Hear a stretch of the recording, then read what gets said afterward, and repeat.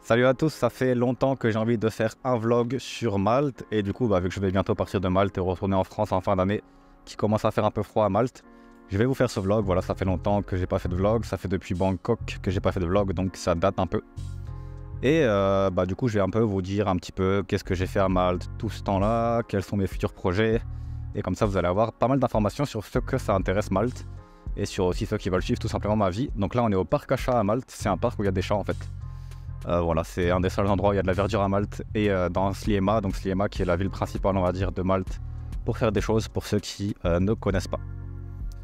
Donc pour ceux qui ne savent pas, je suis résident fiscal maltais depuis que j'ai quitté la France. Voilà, j'ai jamais été résident autre part qu'à Malte. Ça va faire maintenant 3-4 ans. Et je pense qu'on est peut-être sur la 5e année ou la 4e année, je sais plus trop. Donc en gros j'ai été plus de 6 mois à Malte depuis ces 4-5 dernières années. Et le reste du temps j'ai voyagé, donc j'ai testé la Colombie, Bangkok, la Thaïlande, Bali, etc. J'ai testé pas mal d'autres endroits. Et je vais un peu vous dire est-ce que Malte c'est bien, en fonction de quoi, en fonction de votre situation, etc. Comment est-ce que ça se passe. Donc premièrement, quand je suis allé à Malte parce que de base il y avait le Covid et c'était un des seuls endroits qui était ouvert.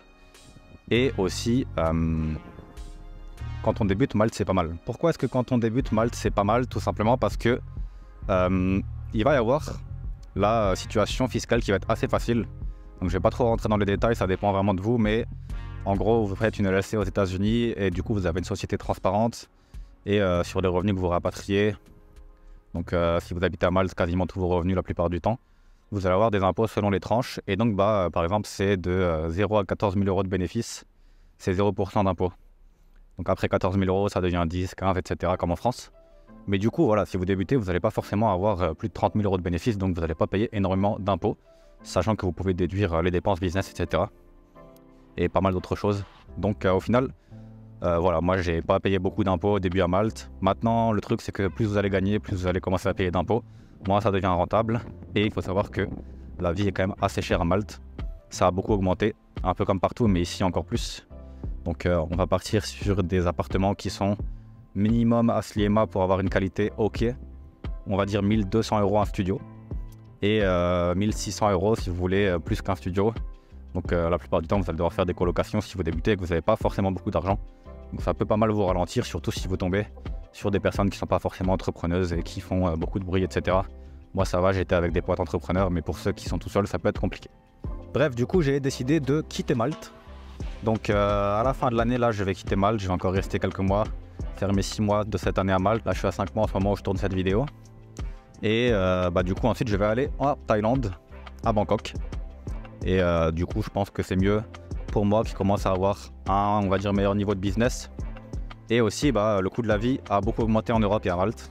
Mais en Thaïlande au final c'est pas très cher encore à l'heure actuelle.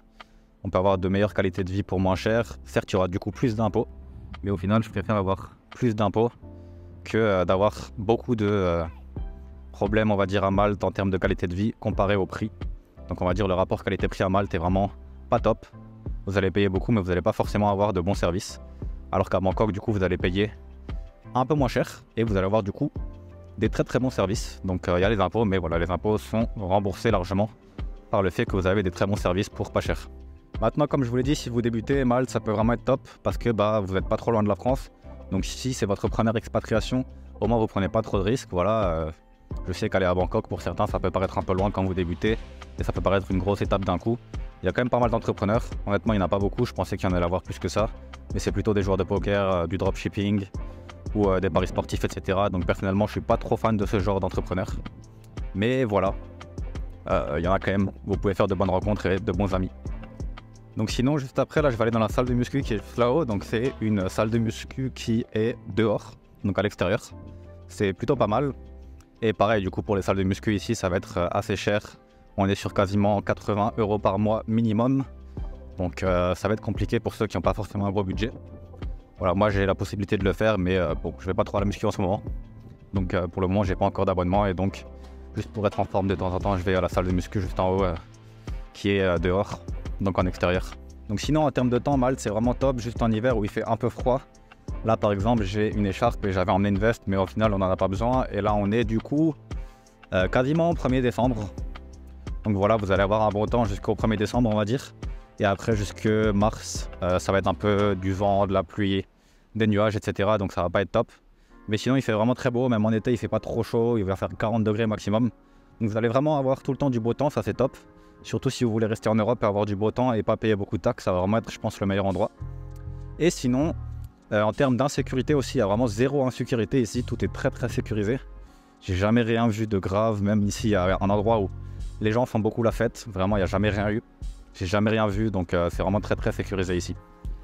Donc voilà, maintenant prochaine étape pour moi ça va être la Thaïlande et je pense rester en Thaïlande pendant plusieurs années déjà. Et après potentiellement pour toujours, à voir aussi en fonction de quand j'ai un nouveau palier d'argent, est-ce que j'ai envie d'aller plutôt dans un pays, on va dire, développé, ou est-ce que je reste en Thaïlande, qui est quand même vraiment bien plus développé que la plupart des pays que vous connaissez en réalité. Mais voilà, est-ce que j'ai envie par exemple d'aller au Japon, en Corée du Sud, dans un pays un peu plus, on va dire, encore plus développé et plus sérieux? Ça, on verra. Mais pour le moment, en termes d'impôts et de coût du visa, etc., c'est pas forcément possible d'aller dans ce genre de pays. Et même en termes d'entrepreneurs, etc., ça va être plus des pays qui sont basés sur les salariés et sur les gens, on va dire, communs. Donc ça va être compliqué d'avoir des cafés pour travailler et toutes ces choses-là dans ce genre de pays. Donc voilà, honnêtement, Malte, c'est vraiment en rapport avec la qualité, rapport qualité-prix, qui est vraiment très mauvais, je trouve. Ça peut être bien quand vous débutez, mais plus vous allez passer du temps, plus ça va être compliqué. Parce que vous allez commencer à gagner de l'argent et pas pouvoir forcément dépenser votre argent dans des trucs bien. La qualité est pas top. Vous allez même parfois commencer à dépenser beaucoup d'argent dans des trucs pas qualitatifs. Et quand vous commencez à voyager, vous vous rendez compte qu'à Bangkok par exemple, ou dans d'autres pays, la qualité est vraiment moins chère. Donc je sais qu'il y a des gens qui vont être en mode ouais mais pourquoi est-ce que tu vas dans des pays pauvres et tu profites des pays pauvres pour avoir une vie de rêve, etc. En réalité, si vous travaillez sur internet avec un ordinateur, je trouve ça justement con de ne pas le faire.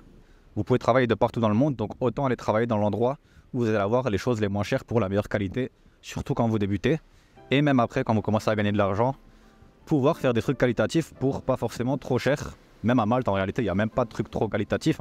Si vous voulez un appartement avec vue mer, ça va être 3500 € par mois. Et l'appartement est basique. Avec 3500 €, ce que vous pouvez faire dans d'autres endroits, même en France, vous imaginez pas, mais c'est énorme. Pour vous donner un ordre d'idée, à l'heure actuelle, je paye 1650 € dans un appartement à Skiema, qui est juste un appartement, on va dire 3 pièces, avec pas grand chose. Voilà, c'est pas un truc de fou, il n'y a pas une vue mer. C'est quand même 1650 €. Donc avec 1650 € en France, ou en Thaïlande, ou en Colombie, ou je sais pas où, je pense que vous avez des idées de ce que vous pouvez faire. Donc voilà, je voulais juste faire cette dernière vidéo sur Malte, maintenant que je pars de Malte. Donc n'hésitez pas à me dire un petit peu si vous aimez ce genre de vidéo, un peu vlog. Et est-ce que vous pensez de Malte, est-ce que vous habitez à Malte, est-ce que vous êtes d'accord avec moi, etc. N'hésitez pas à me dire tout ça dans les commentaires. Je vais refaire un petit peu des vlogs, voilà, j'ai envie de faire un peu des vlogs de nouveau sur plus ma vie personnelle, ce que je fais, comment je travel, donc comment je voyage, comment je travaille aussi, ouais. Et plus des vlogs, on va dire, où je vous parlerai plus de mon travail la prochaine fois. Là, c'était vraiment un vlog basé sur Malte. Et voilà, n'hésitez pas à me dire ça dans les commentaires si vous aimez ce genre de vidéo.